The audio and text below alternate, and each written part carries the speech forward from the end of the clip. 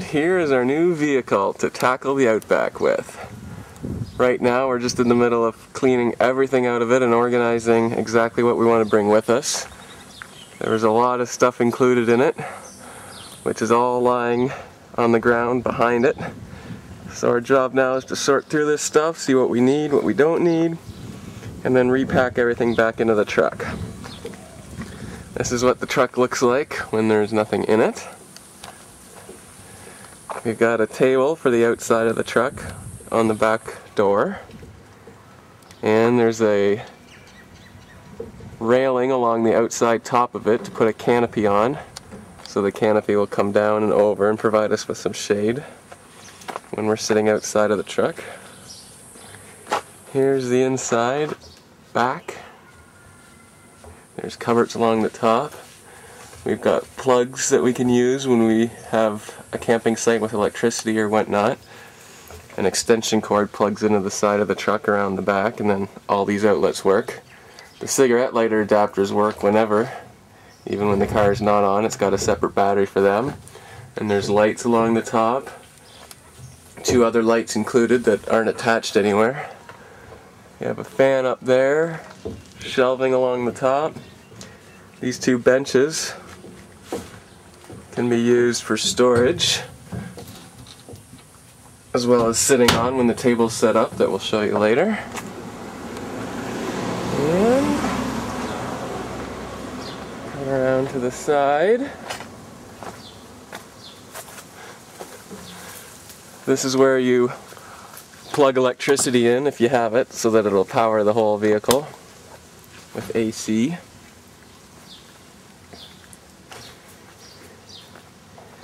And there's a spare tire on the front of it, as well as underneath the back.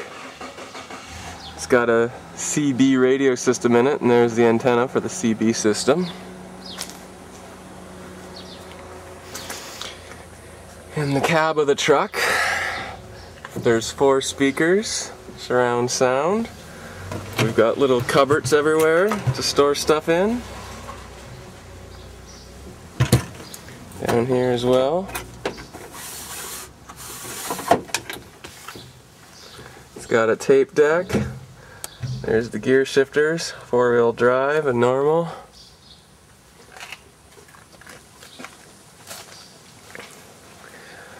It's got a bull bar on front.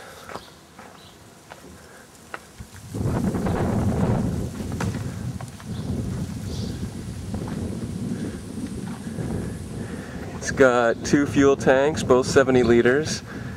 You put the one where the front tank is filled up with that spout, and that's the other spout for the rear tank. And there's also a water spout that you can fill this up with water. It's a 70-liter water tank.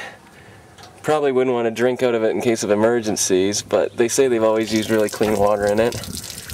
We'll mostly use it for washing dishes or washing our hands. There's the CB system. Came with lots of maps, including lots of 4-wheel drive maps for Australia. And that's about it. It also has 2 halogen spotlights on the front that are illegal to use in traffic, but when we're in the Outback we can turn them on, and it lights everything up a lot more than just regular headlights would.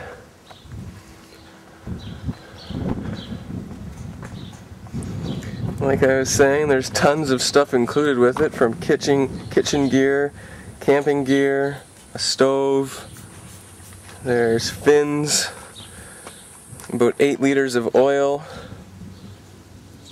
a big tool kit, lots of tools, an extension cord, a fishing pole,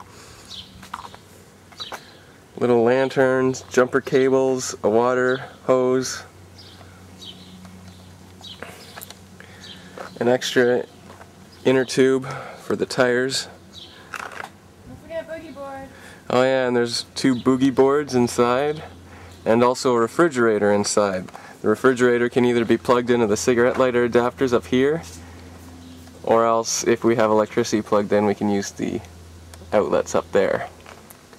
But the refrigerator works basically whenever it's plugged in. The car has 2 batteries, one that is just for the starter, and all the electronics up front, and the other battery is used solely for all the electronics in the rear part of the vehicle. And they both charge. So basically we can leave the refrigerator plugged in all the time. They said it could probably run off the battery for 5 or 6 days before it would drain the battery, and then we wouldn't have to worry about anything because we could just start up the car and recharge the battery. So we're definitely set to hit the Outback now.